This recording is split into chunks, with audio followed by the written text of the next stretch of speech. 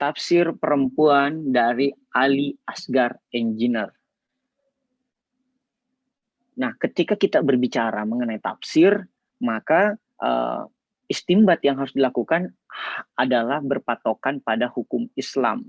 Nah, dalam hukum Islam, jika kita mau melakukan istimbat, kita merujuk ke 4 sumber dalam hukum ini, yaitu Al-Quran tentunya yang paling pertama, dan ini sifatnya hierarkial ya, dalam artian jika tidak ditemukan atau tidak dirinci dalam Al-Quran, baru kita merujuk kepada sumber hukum Islam yang kedua, dalam hal ini hadis.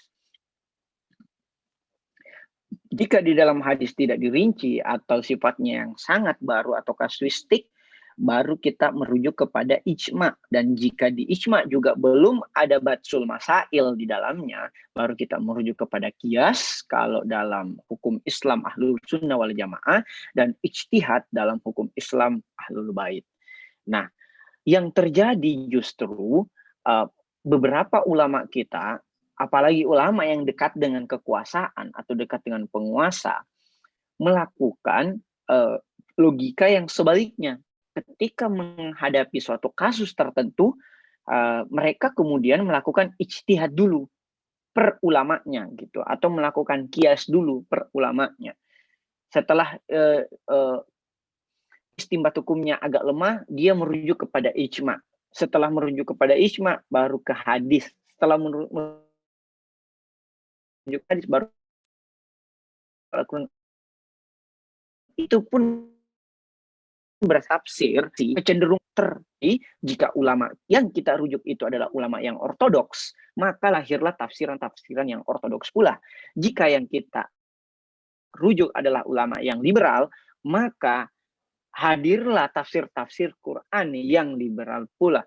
Dan jika ulama yang kita rujuk adalah ulama yang moderat atau yang berada di tengah-tengah, maka tafsir Quran yang kita dapati adalah tafsir yang sifatnya moderat pula, apapun jenis kasusnya.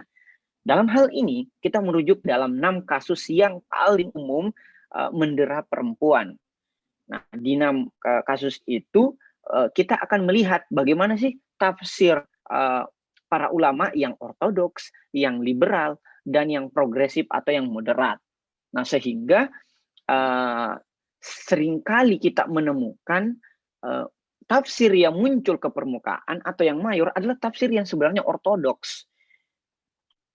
Kita harus memahami bahwa perempuan dimuliakan dalam Islam karena zaman pra-Islam itu perempuan sangat dizalimi, sehingga Islam hadir untuk mengembalikan hak-haknya si perempuan ini. Nah, tetapi yang harus dipahami pula bahwa sepeninggal Rasul Shallallahu Alaihi Wasallam, hak-hak perempuan kembali lagi ke zaman pra-Islam, sehingga perempuan itu kemudian mendapati lagi kasus-kasus yang sifatnya menindas perempuan itu sendiri. Kita bisa melihatnya ke dalam 6 contoh kasus berikut.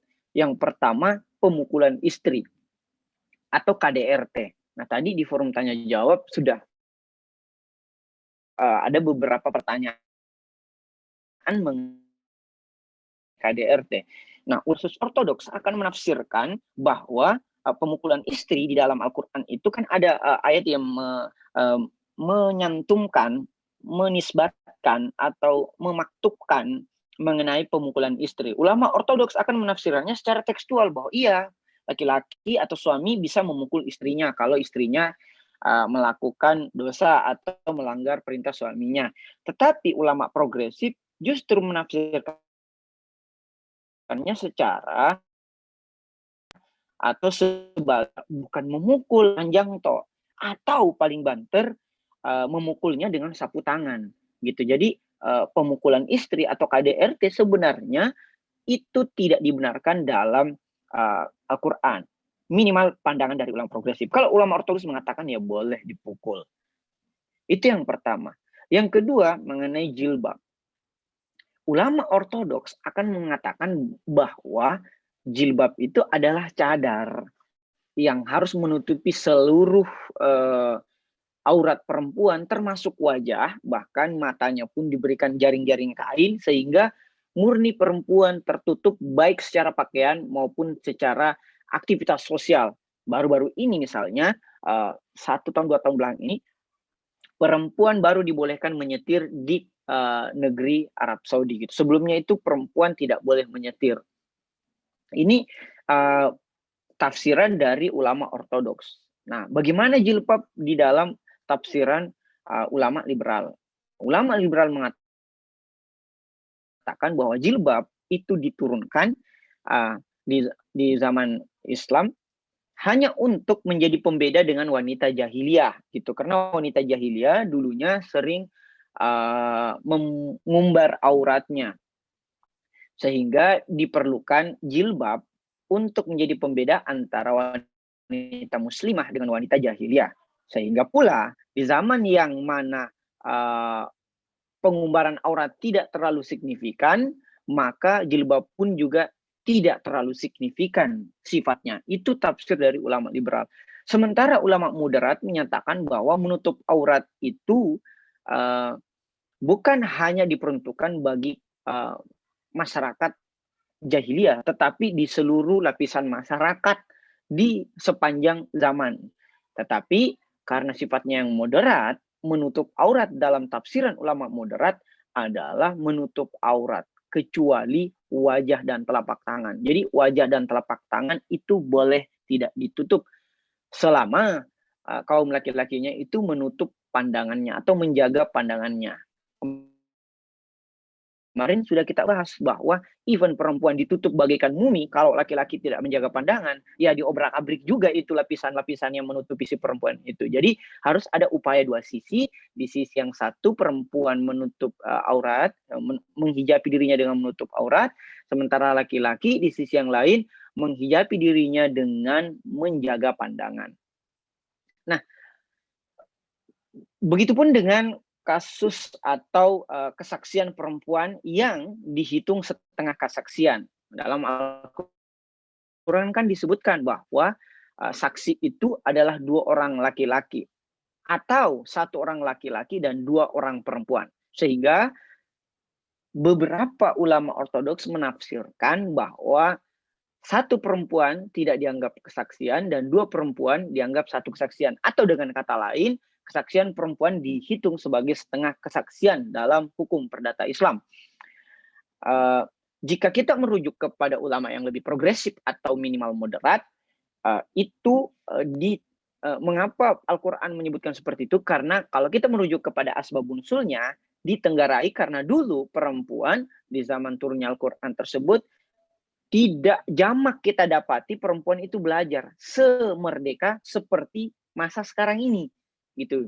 Jadi perempuan dulu kan masih baru ditingkatkan hak-haknya sehingga masih berupaya untuk memerdekakan diri dalam hal ini untuk mengakses ilmu pengetahuan.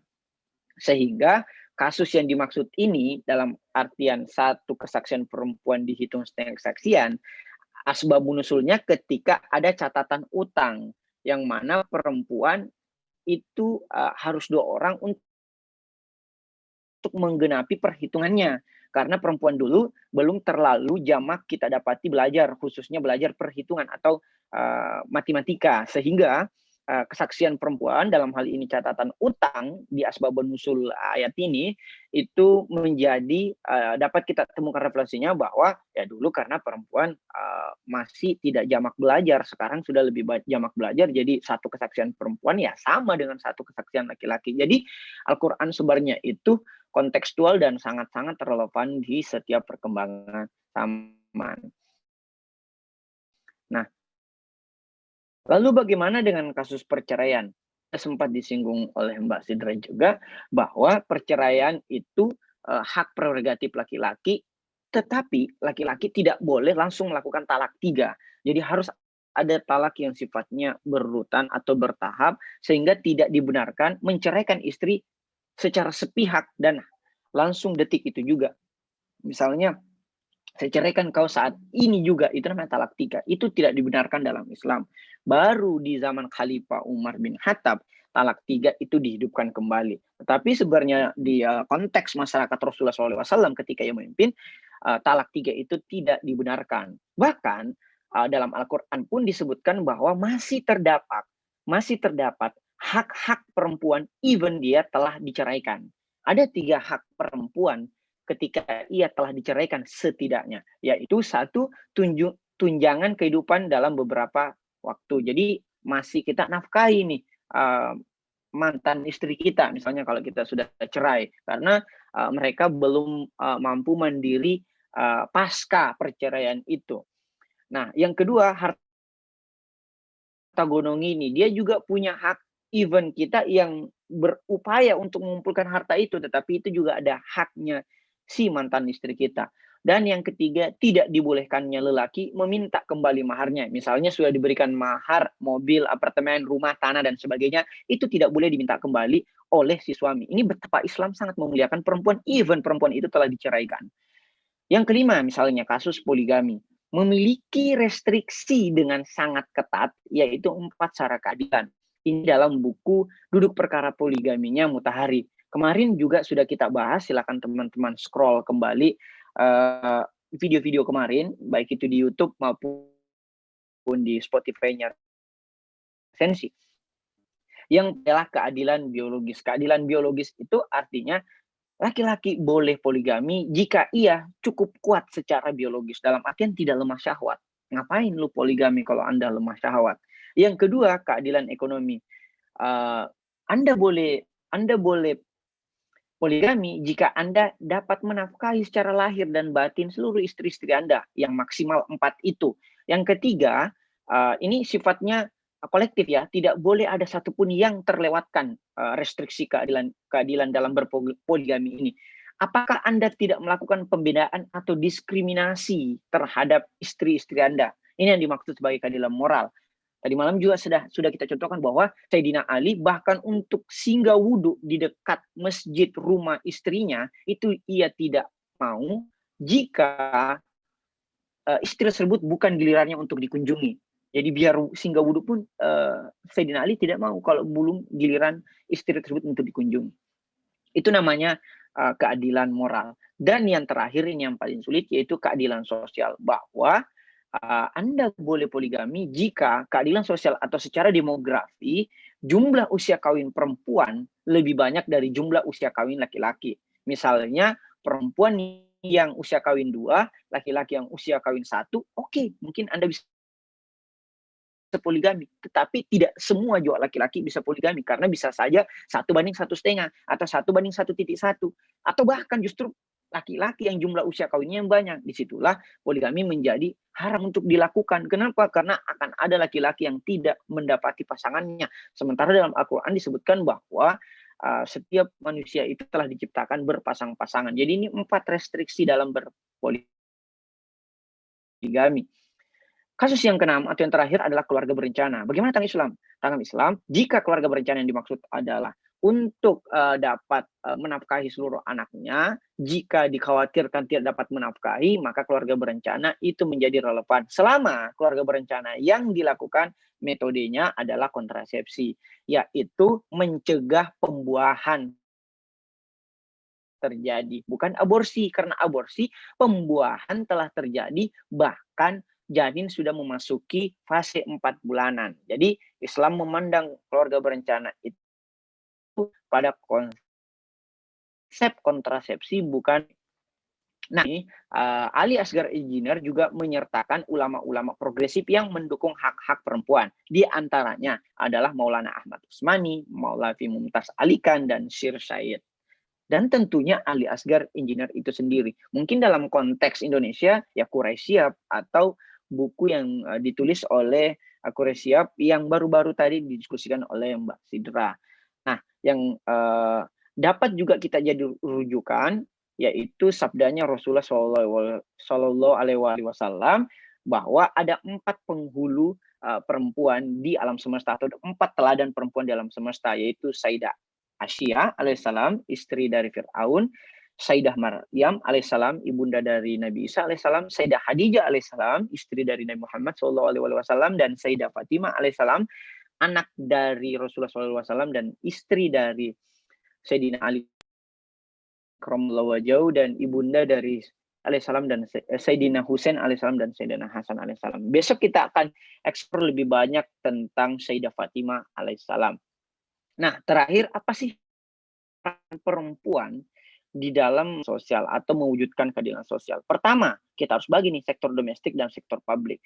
Di sektor domestik, perempuan harus menjadi madrasah pertama bagi anak-anaknya. Jadi dalam posisi ia sebagai ibu, ia harus menjadi madrasah bagi anak-anaknya. Yang kedua, posisinya sebagai anak, dia harus menjadi ibu yang digelari ummi abiha bagi ayah, yaitu ibu bagi ayahnya.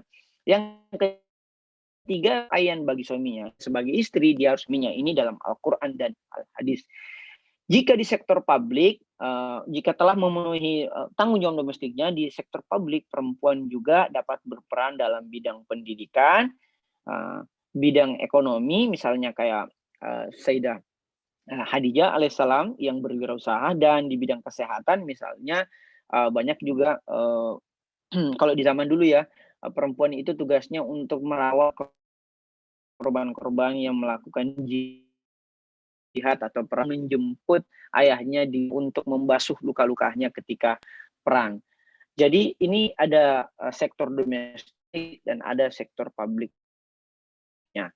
Wah, tafsir perempuan itu bergantung pada rujukan ulama kita. Kalau ulamanya itu ortodoks, maka tafsirnya ortodoks. Kalau ulamanya liberal, maka tafsirnya liberal. Dan kalau ulamanya moderat, maka tafsir kita juga akan moderat. Maka berhati-hatilah memilih ulama. Terima kasih. Wassalamualaikum warahmatullahi wabarakatuh.